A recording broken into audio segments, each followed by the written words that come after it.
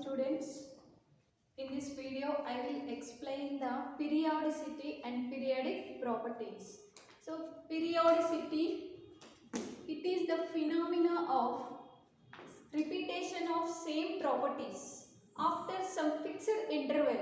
That phenomena is called periodicity. So I will explain this by taking an example. So in periodic table, how elements are arranged in increasing order of atomic number. So lithium will have the 3, beryllium 4, boron 5, 6, 7, 8, 9, like that. So the elements are arranged in increasing order of atomic number.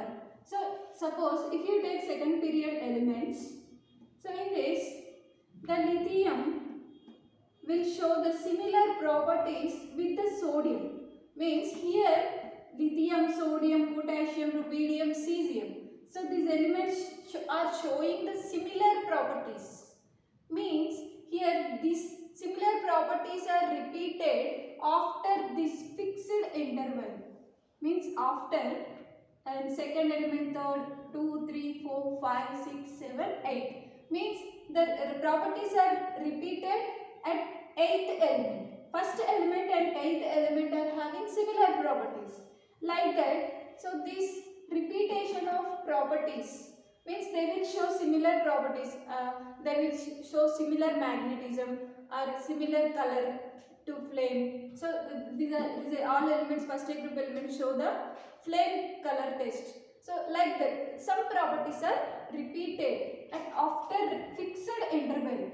So gap, interval means gap. After 7 elements, these properties of elements are repeating. That phenomena is called periodicity. So have you understood? So suppose if you take lithium and lithium are showing some properties, just assume that properties are again shown by the sodium element after 7 elements. So this is the regular interval. So after this regular gap, the elements are showing similar properties. These phenomena is called periodicity. And what that same properties? That properties are called periodic properties. Means here the phenomena of repetition of same properties after regular interval is called periodicity, and that properties are called periodic properties. You will have 6 periodic properties in that. The first one is atomic radius. So let us see the atomic radius. So radius means size of an atom. So how you will calculate the size of atom? So the atomic radius is defined as the distance between the nucleus and outermost shell. So outermost shell, this radius, this is called atomic radius. So but we cannot calculate the atomic radius in free state. So when atoms doesn't combined with other atoms, means they are in free state, we cannot calculate the atomic radius. So because of wave nature of electron, so this boundary is not same at every place. So suppose here you will take the radius will come some lesser value. Here you will take the radius will come some higher value. Means this boundary is not clear. So we cannot calculate the radius in free state. So we have to go with the bonded state. When atoms are bonded with other atoms, then we can calculate the radius of atom by taking the internuclear distance. Internuclear distance means the distance between the two nuclei. Suppose this is the A atom and this is the another A atom. So this is called nucleus. So the distance between these two nucleus is called internuclear distance. So first we will calculate the internuclear distance, some with X-ray diffraction spectra or any spectral methods.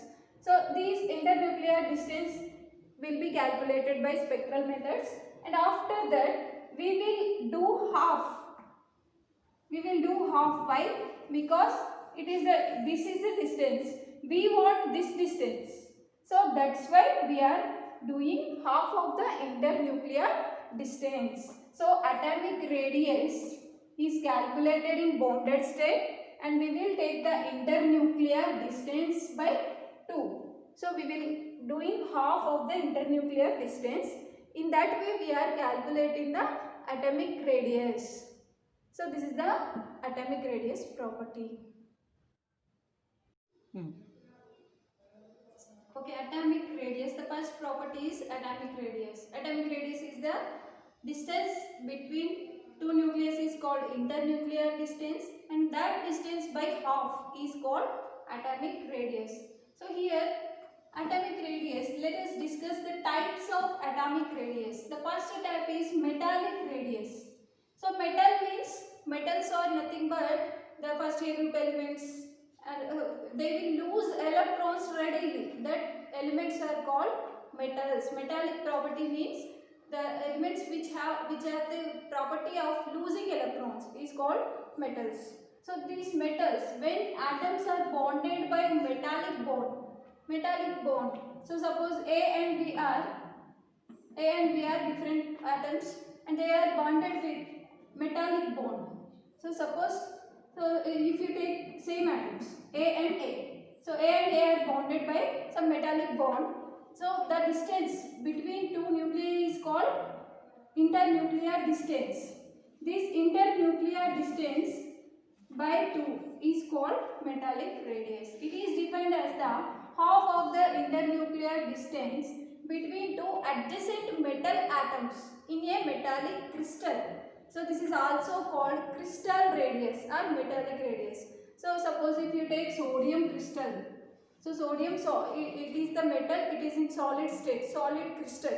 So if you take sodium crystal, in sodium crystal so many sodium atoms are bonded with the some metallic bond. So sodium, between the adjacent sodium atoms, the distance is given by 3.72 angstrom. So this is the internuclear distance, the distance between two nuclei of sodium atoms. Suppose two sodium atoms are there adjacent. So in metals, the atoms are bonded with the metallic bond. Suppose this is the sodium crystal. So these are two sodium adjacent atoms. So the distance between the two nuclei of sodium is given by 3.72 angstrom. So we have to calculate the one sodium metallic radius. So this distance, suppose these are the two sodium atoms, this is the internuclear distance is 3.72. So we have to calculate this radius. So we are doing half. So 3.72 by 2 will be given by 1.86 angstrom. The metallic radius of sodium in sodium crystal is the 1.86 angstrom. So in this way we are calculating the metallic radius. So this is the first type of radius, metallic radius. So let us see second radius, van der Waals radius. So van der Waals forces. What is mean by van der Waals forces? So suppose two molecules are attracted by some forces. So suppose this is a chlorine molecule and another chlorine molecule. So between these two chlorine molecules, some attraction forces are there. So that attraction forces are called van der Waals attraction forces. So that when these two molecules are attracted by van der Waals forces, suppose two molecules are there, they are attracted by van der Waals forces, chlorine and chlorine. So here this is the force is called van der Waals force. So when they are bonded by van der Waals force, we are taking this distance dCl2 and Cl2, means distance between two chlorine molecules is given by 3.6 angstrom, but we want this distance, so we are doing the half. 3.6 by 2 is will give the 1.8 angstrom. So the van der Waals radius of chlorine in different chlorine molecules is given by 1.8 angstrom.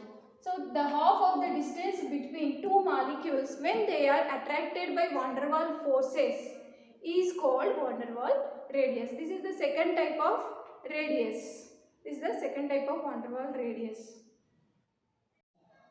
The third type is covalent radius. So we are seeing the types of radius. In that, metallic radius, van der Waals radius, and third type is the covalent radius. So covalent bond, when two atoms share electron cloud between them, that bond is called covalent bond. So you will study about the bonds in next chapter. So at that time I will explain. When two atoms are bonded by covalent bond, suppose chlorine and chlorine. So they are sharing their electron cloud. So they are sharing electron cloud between them. So this sharing of electron cloud is called covalent bond. So they are bonded with covalent bond. We are taking this internuclear distance and we are doing the half. That radius is called covalent radius. The half of the internuclear distance between two atoms when they are bonded with the covalent bond, that radius is called covalent radius. For example, when two chlorine atoms are bonded with covalent bond, means they share some electron cloud between them to get stability. So this sharing of electron is called covalent bond, and we are taking first the internuclear distance, that is given by 1.98 angstrom. So we are doing half to calculate the covalent radius. So this 1.98 by 2 will give 0.99 angstrom. This is the covalent radius of chlorine atom. So here there are two conditions. So electronegativity same or electronegativity different. Means electronegativity means the attracting capacity of electronic cloud. Suppose A and B atoms are there. So this A attracts electron cloud of B and B also attracts the electronic cloud of A. Suppose they are attracting with similar force, similar electronegativity. So electronegativity value is same. Suppose they are attracting with similar quantity. So that internuclear distance is given by DAB. And that internuclear distance is the covalent radius. Suppose if we take atoms of similar behavior, similar electronegativity, so then we will calculate the covalent radius by using this formula. Radius of A plus radius of B is the covalent radius for similar type of atoms. Similar type, for example, hydrogen chloride, HCl molecule. So suppose if you take HCl molecule, here hydrogen and chlorine will share the electron cloud with similar electronegativity, H and Cl.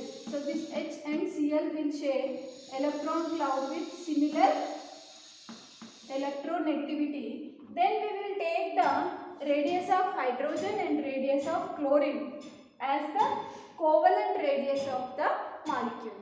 So this is the covalent radius of the electronegativity similar having atoms. So here suppose electronegativity is different. So electronegativity means attracting capacity of electronic cloud. So bond formation, the attraction will be there between atoms. Suppose two atoms attract with same amount, then we will calculate the radius by using radius of one atom and radius of another atom. Suppose if they attract with different value, so electronegativity is different. Suppose A attracts more electronic cloud of B and B attracts some less electronic cloud of A. So then we will take the covalent radius as the radius of A and radius of plus radius of B minus 0.9 into electronegativity of A minus electronegativity of B. By using this formula, we can calculate the covalent radius of different behavior having atoms. So for example is methane. So in methane, carbon is bonded with 4 hydrogen atoms. So here the carbon is having different electronegativity and hydrogen is having different electronegativity. So in case of methane, We will calculate the radius, covalent radius of methane by using this formula. Radius of one atom and radius of another atom minus 0.9 into electronegativity of A minus electronegativity of B. AB or electronegativity of one atom minus electronegativity of other atom. So this is the covalent radius. So these are the types of atomic radius.